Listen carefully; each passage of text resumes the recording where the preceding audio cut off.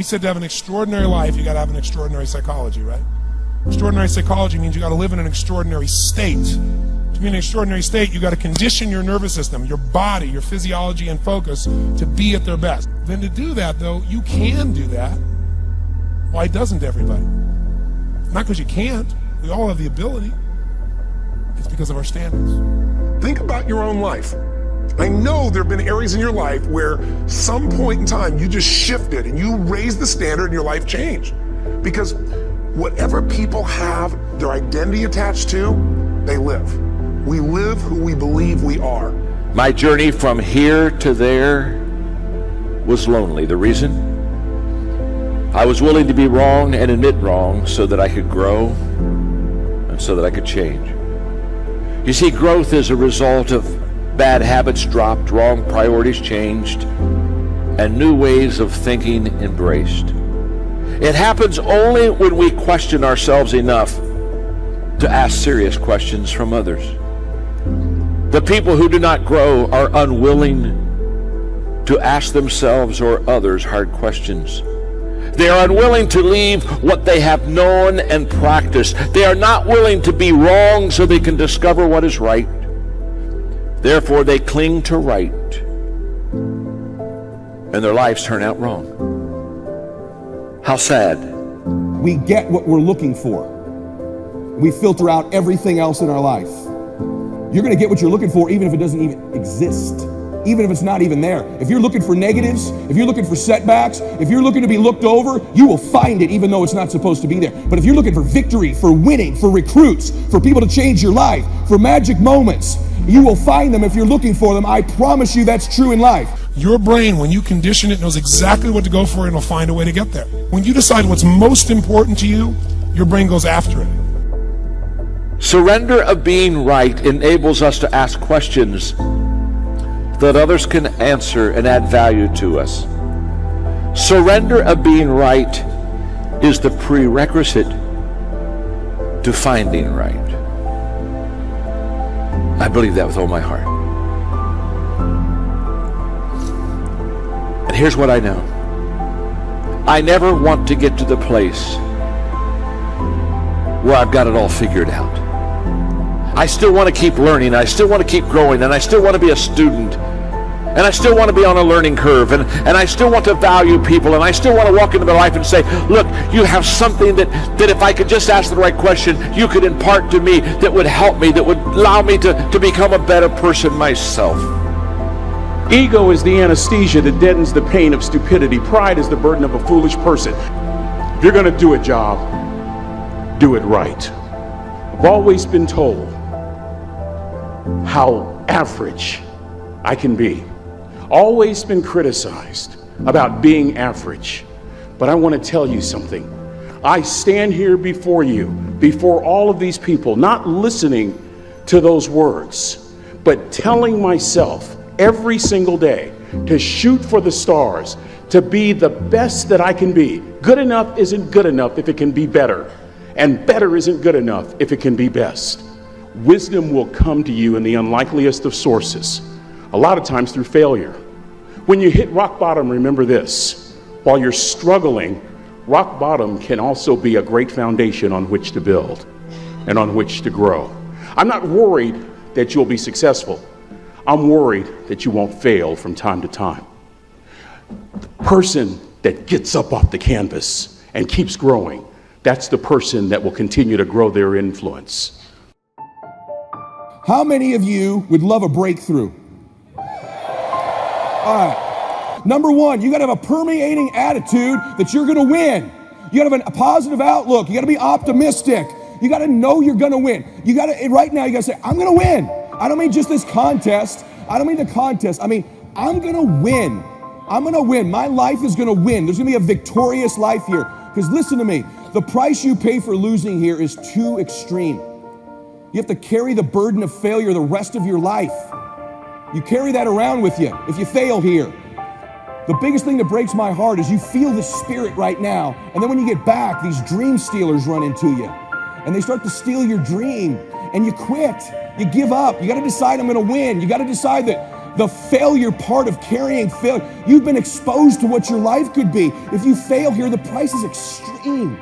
It's forever. You carry the failure forever. I'm being honest with you. I meet people oftentimes that say, I was in WFG, you really changed my life for this meeting, but.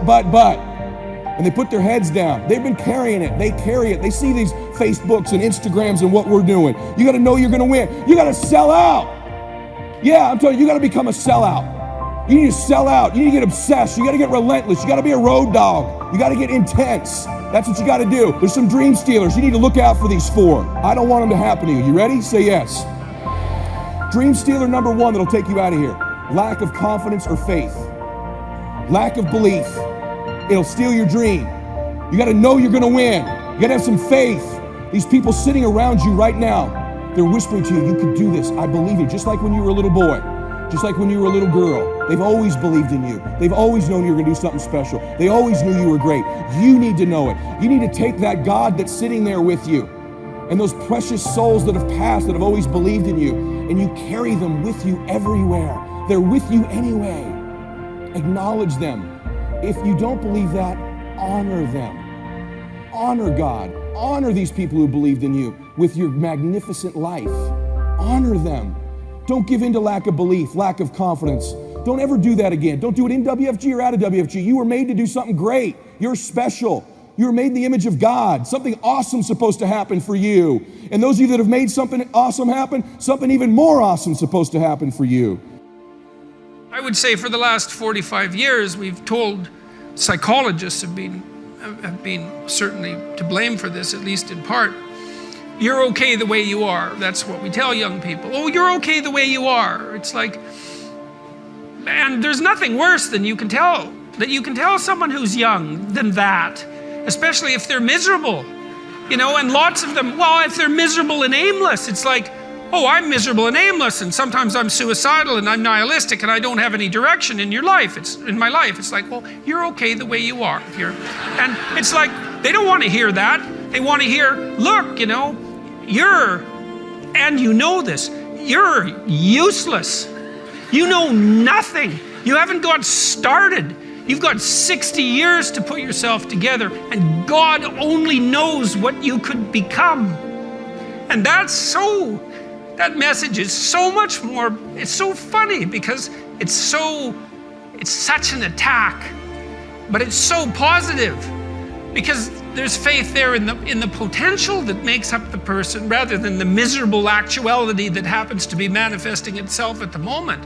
And young people respond extraordinarily well to that because, and you know that if you're a parent and you love your child, your son, your daughter, what you're trying to foster is the best in them. You want that to manifest itself across the course of their life. You want them to become continually more than they are, to see what they could be. And I think that's part of the great message of the West, is that's the ethical requirement of individual being in the proper sense, is to constantly note that you're not what you could be, to take responsibility for that, and to commit yourself, like body and soul, to the attainment of that ideal. So I have this thing that I've been promoting called No Whining Wednesdays. Wednesday, you cannot whine, complain, or criticize. And people are like, well, what is whining? Whatever you think it is, don't do it. And every time you do it, you have to put a quarter in a jar. If you whine about anything, I can't, I'm tired, why don't you, what have me? Every one of them will cost you a quarter. Or complaining, why do you always, how come they never, cost you a quarter. Then last week I had people send me pictures of their jars of quarters. Oh my God.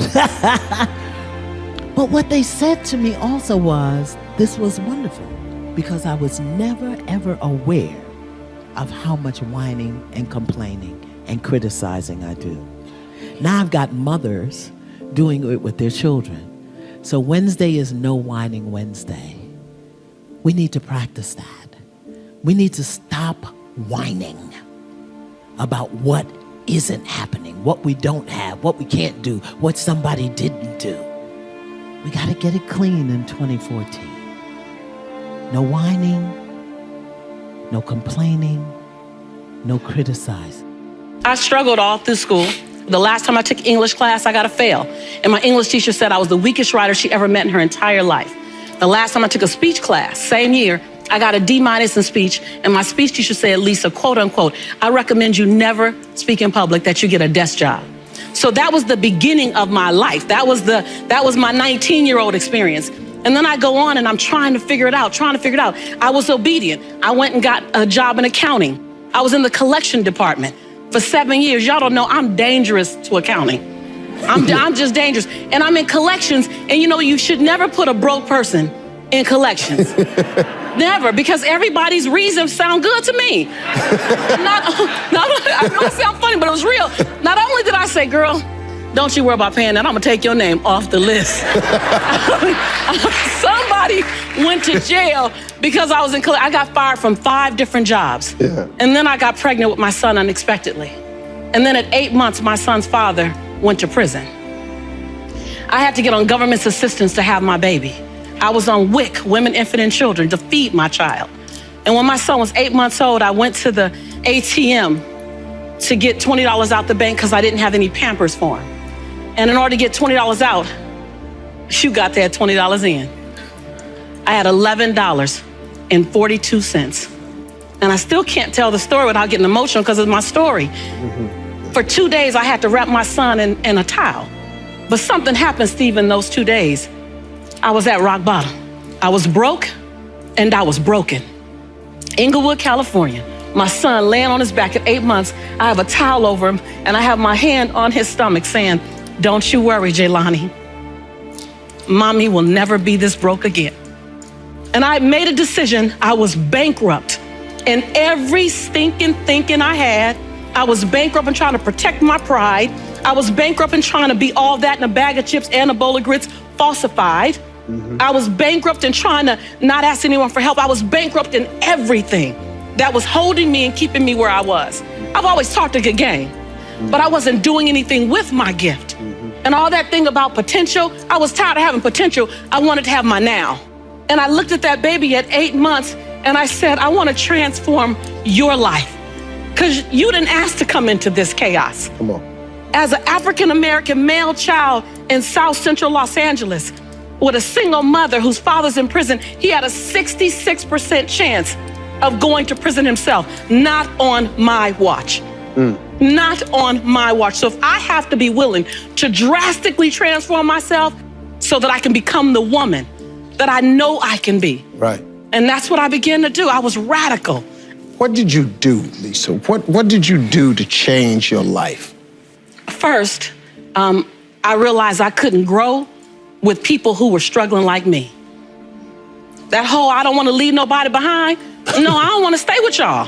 Right. You don't even want to be here. Yeah. Like, I don't want to be the queen of this block. Yeah. And I became okay with the fact that it doesn't make me any less committed to my community, committed to my culture, committed to my family. The best thing I can do for you is not stay here with you. That's right. When I've got that, I went to places I'd never seen before. I went to conferences where people were talking about money, talking about prosperity, talking about, it was like, no habla español. What y'all talking about? ROIs and PPMs and term agreements and capital fundraising and bottom lines and what is it? I'm gonna stay until I learn what you're talking about. I went to the same conference 42 times. And there I raised $532,000 in capital for my company to start my dream. And my dream was to transform teen lives. I want to teach teens how to fall madly in love with themselves and how to make integrity-based decisions. And I got it funded and I started working. And that was the beginning of me rescuing myself. I realized that I am my rescue. No one else is my rescue. I am my rescue.